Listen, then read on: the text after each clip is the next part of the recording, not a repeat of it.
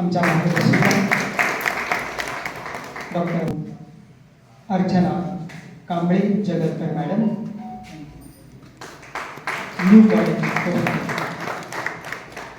धन्यवाद मॅडम। मी माननीय प्राचार्य डॉक्टर भांबर सरांना त्यांनी स्वागत करा। शांत आणि भेटेल सत्कार संपन्न होतो आहे। धन्यवाद सर। प्राचार्य डॉक्टर S.B. भांबर सर। धन्यवाद।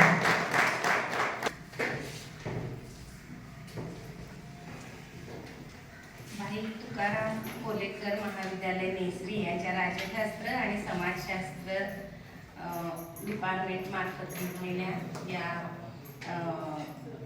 रिवाइज्ड सिलेबसच्या सेमिनारकरिता उपस्थित आमच्या महाविद्यालयाचे प्राचार्य डॉक्टर भांबर सर, त्याच्यानंतर आपल्या राज्यशास्त्र विभागाचे प्रमुख शिवाजी विद्यापीठाचे माननीय भंगे सर, त्याच्यानंतर आपल्या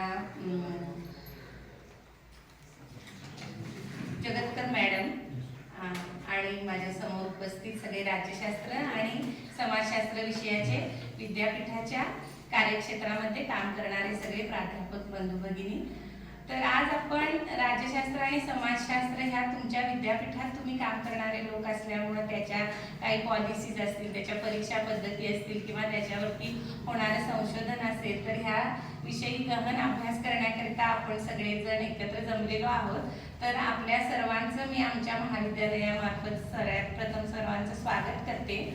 आणि आजचा विद्यार्थी जेव्हा आपण घडवत असतो, म्हणजे 12वी नंतरचा तो मॅच्युअर झालेला स्टुडंट तुमच्याकडे येत असतो आणि मग समाजशास्त्राचा विद्यार्थी असेल तर तो समाजात वावरताना आजचा आदर्श नागरिक कशा पद्धतीने झाला पाहिजे, मग त्याची काही मूल्य असतील ती त्यानं जोपासली पाहिजेत, काही सामाजिक संहिता आहेत त्या त्यानं पाळल्या पाहिजेत आणि स्वतःच फक्त पाळल्या नाही पाहिजेत तर समाजातील इतर घटकांना देखील चांगला समाज निर्मिती करण्यासाठी त्यानं ते प्रवृत्त केलं पाहिजे। हा आपल्या विषयाचाच मुख्य गाभा आहे आणि त्यासाठीच आपण विद्यार्थ्यांना प्रेरित करत असतो। आणि राज्यशास्त्राचं देखील तसंच आता बदलती ही जी सगळी राजकीय परिस्थिती आहे, जी पूर्वीची होती आणि आताची, याच्यामधला फरक जो पूर्वी 20-25 वर्षानंतरचा जो फरक असायचा तो आता अगदी कमी स्लॅबचा झालाय। म्हणजे 5-7 वर्षातच सगळी सामाजिक, आर्थिक, राजकीय परिस्थिती ही बदलत आहे आणि सध्याचा जो आपला गोंधळलेला विद्यार्थी वर्ग आहे आणि तो ह्या सगळ्या ह्याच्यामुळे संभ्रमात पडलेला आहे। तर अशा विद्यार्थ्यांना आपण कसं सावरायचं? वाढती लोकसंख्या आणि त्याच्यामध्ये वेगवेगळे हे जे वेगवेगळ्या ह्याच्यातले विद्यार्थी बाहेर पडत आहेत, तर त्यांना आज आपण कसं सावरायचं?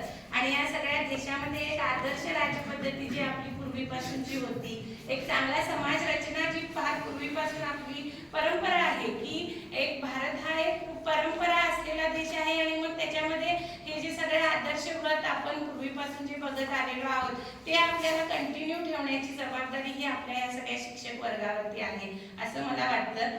आणि त्याच्यामुळं हे फक्त आता आपल्या 18 वर्षाच्या पुढच्याच नाही तर साधारणपणे 5-7 वर्षापासूनच त्याचं सगळ्याचं अगदी आपल्याला मुलांचं त्या पॉलिशिंग करणं की बदलत्या परिस्थितीला त्यांनी कसं सामोरं जावं। म्हणजे आम्ही शिकलो आता 25-30 वर्षापूर्वी आम्ही जे हायस्कूलला शिकलो किंवा कॉलेजला शिकलो तेव्हाची परिस्थिती कशी होती की 25-25 वर्षाच्या गॅपनेच बदल व्हायचे। म्हणजे एखादा पंतप्रधान झाला तर तो सुद्धा 20-20 वर्ष तोच पंतप्रधान असायचा, तर त्याच्यामुळे काही फारसा फरक पडायचा नाही, हा असंच असते आणि असंच चाललंय। पण आज वर्षभरानं 2 वर्षानं काय होईल ह्याची मुलांना शाश्वती नाही आहे, कुणालाच शाश्वती नाही आहे।